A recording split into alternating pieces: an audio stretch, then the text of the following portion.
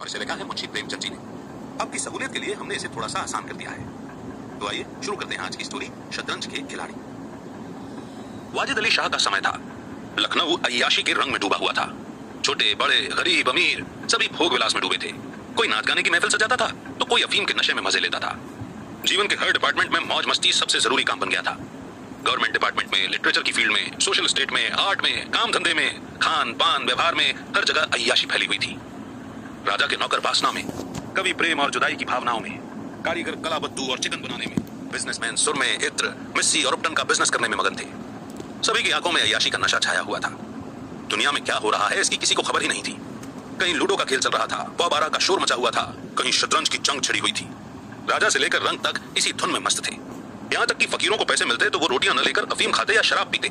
शतरंज, ताश, गंजीफा खेलने से बुद्धि तेज होती है, सोचने की शक्ति बढ़ती है और इसे खेलने से मुश्किल मामलों को सुलझाने की आदत पड़ती है। ये दलीलें जोरों के साथ पेश की जाती थी। वैसे इस तरह के लोगों से दुनिया अब भी खाली नहीं है। इसलिए अगर मिर्जा सज्जाद अली और मीर रोशन अली अपना ज्यादातर समय बुद्धि तेज करने में बिताते थे तो किसी आदमी को क्या आपत्ति हो सकती थी।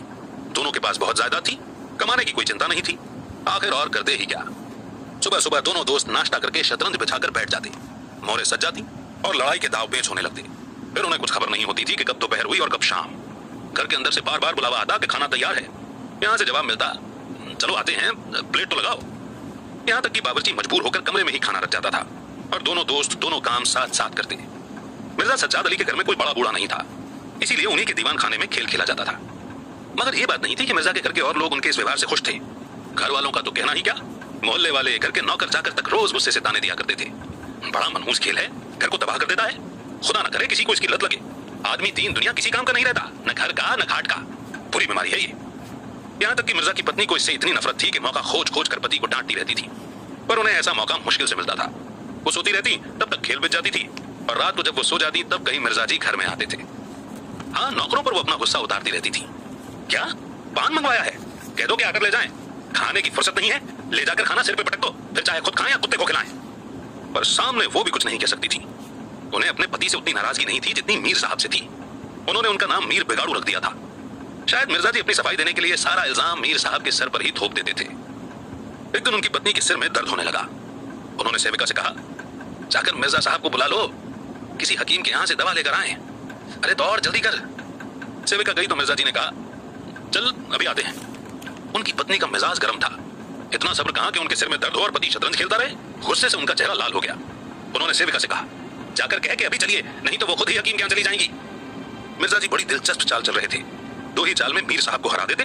वो झुंझला कर बोले, अरे क्या जरा भी सब्र नहीं है? अरे तो जाकर सुन ही आइए ना, औरतें नाजुक मिजाज होती ही हैं। जी हाँ, आप तो कहेंगे ही जाने के लिए। दो ही चाल में आपकी हार जो पक्की है। जनाब इस भरोसे में मत रहिएगा, वो चाल सोची है कि आपकी चाल धरी की धरी रह जाएगी। पर जाइए, सुनाइए, क्यों बेवजह उनका दिल दुखा रहे हैं? अब तो हरा कर ही जाऊंगा। अरे मैं खेलूंगा ही नहीं, आप जाकर सुनाइए। अरे यार, जाना पड़ेगा हकीम के यहाँ। कोई सिरदर्द नहीं है, मुझे परेशान करने का बहाना है बस। अब कुछ भी हो उनकी खातिरी तो करनी ही पड़ेगी। अच्छा, एक चाल और चलूं बस। हरगिज नहीं, जब तक आप सुनकर नहीं आएंगे मैं नहीं खेलूंगा। मिर्जा साहब मजबूर होकर अंदर गए तो पत्नी ने तेवर बदलकर लेकिन कराते हुए कहा, अरे तुम्हें ये शतरंज इतनी प्यारी है, चाहे कोई मर ही जाए पर उठने का नाम नहीं लेते। कैसे आदमी हो? अब क्या कहूं, मीर साहब मान ही नहीं रहे थे। अब बड़ी मुश्किल से पीछा छुड़ा कर आया हूं। अरे क्या, जैसे वो खुद निकम्मे हैं वैसे ही सबको समझते हैं। उनके तो बाल बच्चे हैं या सबका सफाया कर डाला। अरे इस आदमी को बहुत लत लगी हुई है। जब आ जाता है तब मजबूर होकर मुझे भी खेलना पड़ता है। अरे तो दुत्कार क्यों नहीं देते? मिर्जा जी ने जवाब दिया, अरे भाई बराबर के आदमी हैं, उम्र में पोजीशन में मुझसे 2 कदम बड़े और ऊंचे हैं, मान करना ही पड़ता है। बेगम बेगम बोली, अरे तो मैं ही दुत्कार देती। नाराज हो जाएंगे तो हो जाएं, वो कौन सा हमारा घर चलाते हैं? हरिया, जा बाहर से शतरंज उठा ला। मीर साहब से कहना कि मियां आप नहीं खेलेंगे, आप घर चले जाइए। ऐसा भी गजब ना करो बेगम, अपमान करना चाहती हो क्या? ठहर हरिया, कहाँ जाती है? जाने क्यों नहीं देते? मेरा ही खून पियोगे क्या? अच्छा, उसे रोका, मुझे रोक कर दिखाओ तो जानूं। ये कहकर उनकी पत्नी गुस्से में दीवान खाने की तरफ चली। मिर्जा बेचारे का रंग उड़ गया। बीवी से विनती करने लगे, अरे खुदा के लिए तुम्हें हजरत हुसैन की कसम है बेगम, मेरा मरा मुंह देखोगी जो उधर गई। लेकिन उनकी पत्नी ने एक नहीं मानी। दीवान खाने के दरवाजे तक गई पर अचानक पर आए आदमी के सामने जाते हुए पांव बंद से गए। अंदर झांका, संयोग से कमरा खाली था। मीर साहब ने 2-1 मोहरे इधर उधर कर दिए थे और अपनी सफाई जताने के लिए बाहर टहल रहे थे। फिर क्या था, उनकी पत्नी ने अंदर पहुंचकर बाजी उलट दी, कुछ मोहरे नीचे फेंक दिए, कुछ बाहर, और दरवाजा अंदर से बंद करके कुंडी लगा दी। मीर साहब दरवाजे पर तो थे ही, मोहरे बाहर फेंकते हुए दिखे, चूड़ियों की झनक भी कान में पड़ी। फिर दरवाजा बंद हुआ तो समझ गए कि उनकी पत्नी बिगड़ गई है। वे चुपके से घर के रास्ते चल दिए। मिर्जा ने कहा, तुमने तो गजब कर दिया। बेगम बोली, अब अगर मीर साहब इधर आए तो मैं खड़े खड़े निकलवा दूंगी। इतनी मन खुदा से लगाते तो तुम्हारा उद्धार हो जाता। आप तो शतरंज खेलते रहते हैं और मैं यहाँ चूल्हे चक्की की फिक्र में सर खपाती रहती हूँ। जाते हो हकीम साहब के यहाँ या आप भी सोचते रहोगे? मिर्जा घर से निकले तो हकीम के घर जाने के बदले मीर साहब के घर पहुंचे और सारा किस्सा सुनाया। मीर साहब बोले, अरे मैंने तो जब मोहरे बाहर आती देखी तभी समझ गया और फौरन भागा। आपकी पत्नी बड़ी गुस्सैल मालूम होती है जनाब, मगर आपने उन्हें इस तरह सर क्यों चढ़ा रखा है? ये ठीक नहीं है। उन्हें इससे क्या मतलब कि आप बाहर क्या करते हैं? घर की देखभाल करना उनका काम है, दूसरी बातों से उन्हें क्या मतलब? मिर्जा बोले, खैर ये तो बताइए कि अब खेल कहां पाएंगे? अरे इसका क्या दुख है, इतना बड़ा घर पड़ा हुआ है, बस यहीं खेलेंगे। लेकिन मैं अपनी पत्नी को कैसे मनाऊंगा? अब घर पर बैठा रहता था तब तो वो इतना बिगड़ती थी, यहाँ बैठक होगी तो शायद मुझे जिंदा ही नहीं छोड़ेगी। अजी पकने भी दीजिए, 2-4 दिन में अपने आप ही ठीक हो जाएंगी। हाँ आप इतना कीजिए कि आज से जरा ऐंठ कर बात कीजिए। मीर साहब की पत्नी किसी अनजान कारण से मीर साहब का घर से दूर रहना ही ठीक समझती थी, इसलिए वो उनके शतरंज प्रेम की कभी बुराई नहीं करती थी, बल्कि कभी कभी मीर साहब को जाने में देर हो जाती तो याद दिला देती थी। इन कारणों से मीर साहब को भ्रम हो गया था कि मेरी पत्नी बहुत शांत और गंभीर है। लेकिन जब दीवान खाने में खेल होने लगा और मीर साहब दिन भर घर में रहने लगे तो उनकी पत्नी को बहुत तकलीफ होने लगी। उनकी आजादी में बाधा पड़ गई थी। अब वो दिन भर दरवाजे पर झांकने को भी तरस जाती थी। उधर नौकरों में भी कानाफूसी होने लगी। अब तक दिन भर बड़े बड़े मक्खियां मारा करते थे, घर में कोई आए कोई जाए उनसे कुछ मतलब ही नहीं था। अब हर समय की दौस हो गई। पान लाने का हुक्म होता, कभी मिठाई का, और हुक्का तो किसी प्रेमी के दिल की तरह हमेशा जलता ही रहता था। वो अपनी मालकिन से जा जाकर कहते, हुजूर मियाँ की शतरंज तो हमारे जी का जंजाल बन गई है। दिन भर दौड़ते दौड़ते पैरों में छाले पड़ गए। अरे ये भी कोई खेल है? सुबह बैठो तो शाम हो जाए। कुछ देर दिल बहलाने के लिए खेल खेलना काफी है। खैर हमें तो कोई शिकायत नहीं, हुजूर के गुलाम हैं, जो हुक्म होगा मान लेंगे। मगर ये खेल मनहूस है, इसे खेलने वाला कभी चैन से नहीं रह पाता। घर पर कोई न कोई मुसीबत जरूर आती है। यहाँ तक कि एक के पीछे मोहल्ले के मोहल्ले तबाह होते देखे गए हैं। सारे मोहल्ले में यही चर्चा रहती है। हुजूर का नमक खाते हैं, अपने मालिक की बुराई सुन सुनकर दुख होता है, मगर क्या करें? इस पर मीर अली की पत्नी कहती, अरे मैं तो इसे खुद पसंद नहीं करती, पर वो किसी की सुनते ही नहीं, क्या किया जाए? मोहल्ले में जो भी 2-4 पुराने जमाने के लोग थे आपस में तरह तरह की अशुभ बातें करने लगे। अब खैर नहीं, जब हमारे रईसों का ये हाल है तो देश का तो खुदा ही मालिक है कि क्या होगा। ये राज्य शतरंज के हाथों तबाह होगा। आसार तो बुरे ही लग रहे हैं भाई। राज्य में हाहाकार मचा हुआ था। प्रजा दिन दहाड़े लूटी जा रही थी, कोई गुहार सुनने वाला ही नहीं था। देहातों की सारी दौलत लखनऊ में खिंची आ रही थी और वो वेश्याओं के ऊपर और अपनी अय्याशी को पूरा करने में खत्म हो जाती थी। अंग्रेज कंपनी का कर्ज दिन ब दिन बढ़ता जा रहा था। देश में ठीक से मैनेजमेंट न होने के कारण एनुअल टैक्स भी वसूल नहीं होता था। प्रेसिडेंट बार बार चेतावनी देता था, पर यहाँ तो लोग अय्याशी के नशे में चूर थे, किसी के कानों पर जूं तक नहीं रेंगती थी। खैर मीर साहब के दीवान खाने में शतरंज होते कई महीने गुजर गए। नए नए किले बनाए जाते, रोज नई स्ट्रेटेजी अपनाई जाती, कभी कभी खेलते खेलते बाताबाती भी हो जाती, तू मैं तक की नौबत आ जाती। पर जल्द ही दोनों दोस्तों में मेल भी हो जाता। कभी कभी ऐसा भी होता कि खेल उठा दिया जाता और मिर्जा जी रूठ कर अपने घर चले जाते। मीर साहब अपने घर में जा बैठते, लेकिन सुबह दोनों दोस्त फिर से दीवान खाने में आ पहुंचते थे। एक दिन दोनों दोस्त बैठे हुए शतरंज की दलदल में गोते खा रहे थे कि इतने में घोड़े पर सवार एक बादशाही फौज का ऑफिसर मीर साहब का नाम पूछता हुआ आ पहुंचा। मीर साहब के होश उड़ गए। ये क्या बुला सर पर आ गई? अब ये बुलावा किस लिए है? अब खैरियत नहीं। उन्होंने घर के दरवाजे बंद कर लिए। नौकरों से कहा कि अरे कह दो कि मालिक घर में नहीं है। सवार बोला, घर में नहीं तो कहां है? नौकर, ये मैं नहीं जानता, क्या काम है? सवार बोला, काम तुझे क्या बताऊंगा, ऊपर से बुलावा आया है, शायद फौज के लिए कुछ सिपाही मांगे गए हैं, जंग पर जाना पड़ेगा। जंग पर जाना पड़ेगा तो आटे दाल का भाव मालूम हो जाएगा। नौकर बोला, अच्छा अब तो जाइए, कह दिया जाएगा। कहने की बात नहीं है, मैं कल खुद आऊंगा, साथ ले जाने का हुक्म है। सवार चला गया। मीर साहब की आत्मा कांप उठी। मिर्जा जी से बोले, कहिए जनाब, अब क्या होगा? मिर्जा, बड़ी मुसीबत है, कहीं मेरा भी बुलावा ना आ जाए। कमबख्त कल फिर आने को कह गया है। आफत है और क्या, अब कहीं जंग पर जाना पड़ा तो बेमौत मारे जाएंगे। बस यही एक उपाय है कि घर पर मिलो ही मत। कल से गोमती नदी के पास कहीं वीराने में बैठा करेंगे, वहां किसे खबर होगी जनाब आकर अपने आप लौट जाएंगे। वाह वाह, आपको भी खूब सूझी, इसके सिवाय और कोई उपाय है ही नहीं। इधर मीर साहब की पत्नी उस सवार से कह रही थी, तुमने खूब चाल चली। उसने जवाब दिया, अरे ऐसे लोगों को तो चुटकियों पर नचाता हूं, इनकी सारी अकल और हिम्मत तो शतरंज ने चर ली है, अब भूल कर भी घर पर नहीं रहेंगे। दूसरे दिन से दोनों दोस्त एकदम सुबह सुबह ही घर से निकल पड़े। बगल में एक छोटी सी दरी दबाए, डिब्बे में पान भरे, गोमती पार कर एक पुरानी वीरान मस्जिद में चले जाते। जिसे शायद नवाब आसफुद्दौला ने बनवाया था। रास्ते में तंबाकू और हुक्का ले लेते और मस्जिद में 5 दरी बिछा हुक्का भरकर शतरंज खेलने बैठ जाते थे। फिर उन्हें दीन दुनिया की फिक्र नहीं रहती थी। चेकमेट आदि 1-2 शब्दों के सिवा उनके मुंह से कोई और बात ही नहीं निकलती थी। कोई योगी भी समाधि में इतना मगन नहीं होता होगा जितना वो दोनों शतरंज खेलने में हो जाया करते थे। दोपहर को जब भूख लगती तो दोनों दोस्त किसी दुकान पर जाकर खाना खाते और हुक्का पीकर फिर शतरंज के मैदान में डट जाते। कभी कभी तो उन्हें खाने का भी ख्याल नहीं रहता था। इधर देश की पॉलिटिकल दशा भयंकर होती जा रही थी। अंग्रेज कंपनी की फौज लखनऊ की तरफ बढ़ी चली आ रही थी। शहर में हलचल मची हुई थी। लोग बाल बच्चों को लेकर देहातों में भाग रहे थे। पर हमारे दोनों खिलाड़ियों को इसकी जरा भी फिक्र नहीं थी। वे घर से आते तो गलियों में होकर, उन्हें डर था कि कहीं किसी बादशाही नौकर की नजर न पड़ जाए तो बेकार में पकड़े जाएं। हजारों रुपए साल की इनकम मुफ्त में ही हजम करना चाहते थे। एक दिन दोनों दोस्त मस्जिद के खंडहर में बैठे हुए शतरंज खेल रहे थे। मिर्जा का खेल कुछ कमजोर था। मीर साहब उन्हें बार बार हरा रहे थे। इतने में कंपनी के सैनिक आते हुए दिखाई दिए। वो गोरों की फौज थी जो लखनऊ पर अधिकार जमाने के लिए आ रही थी। मीर साहब बोले, अंग्रेजी फौज आ रही है, अल्लाह बचाए। मिर्जा बोले, आने दीजिए, अब तो खुद को बचाइए। ये चेक। अरे जरा देखना चाहिए, यहीं आड़ में खड़े हो जाएं। देख लीजिएगा, जल्दी क्या है। फिर चेकमेट। अरे तोप भी है, कोई 5000 आदमी होंगे। कैसे कैसे जवान है, लाल बंदरों कैसे मुंह, सूरत देखकर ही खतरनाक लगते हैं। जनाब ये चेकमेट किसी और को दीजिएगा। ये चेक। आप भी अजीब आदमी हैं। यहाँ तो शहर पर आफत आई हुई है और आपको अपनी चेकमेट की पड़ी है। अरे कुछ इसकी खबर भी है कि शहर गिर गया तो हम घर कैसे जाएंगे। अरे जब घर चलने का वक्त आएगा तो देखा जाएगा।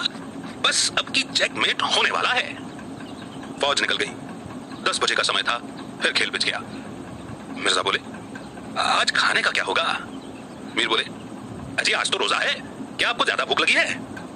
जी नहीं, शहर में न जाने क्या हो रहा है। अरे शहर में कुछ नहीं हो रहा होगा, लोग खाना खाकर आराम से सो रहे होंगे। हुजूर नवाब साहब भी ऐश गाह में होंगे। दोनों फिर जो खेलने बैठे तो 3 बज गए। अब की मिर्जा जी की बाजी कमजोर थी।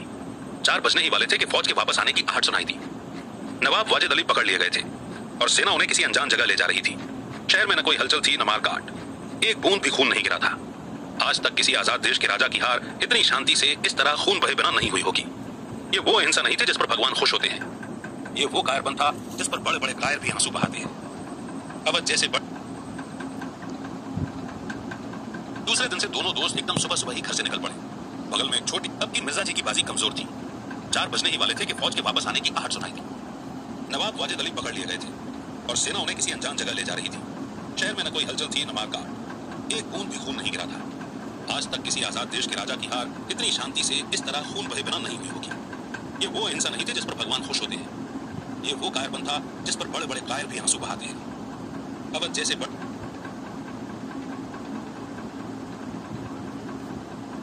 आंसू बहाते हैं। अवध जैसे बड़े देश के नवाब को बंदी बना लिया गया था और लखनऊ अय्याशी में मस्त था। ये पॉलिटिकल फेलियर की लत थी। मिर्जा ने कहा, हुजूर नवाब को जालिमों ने कैद कर लिया है। मीर बोले, कर लिया होगा, ये लीजिए चेक। जनाब ठहरिए, इस वक्त मामला ठीक नहीं लगता। बेचारे नवाब साहब इस वक्त खून के आंसू रो रहे होंगे। रोना भी चाहिए, ये ऐश वहां कहां नसीब होगा। ये चेक। किसी के दिन एक जैसे नहीं होते। कितनी दर्दनाक हालत है। हाँ सो तो है, ये लो फिर चेक। बस अब की चेकमेट है, तुम बच नहीं सकते। खुदा की कसम, आप बड़े बेदर्द हैं। इतना बड़ा हादसा देखकर भी आपको दुख नहीं होता। हाय अल्लाह, अरे पहले अपने बादशाह को तो बचाइए, फिर नवाब साहब का तो कीजिएगा। ये चेक और ये मैट लाना हाथ। बादशाह को लेकर सेना सामने से निकल गई। उनके जाते ही मिर्जा ने फिर से खेल बिछा दिया। हार की चोट बुरी होती है।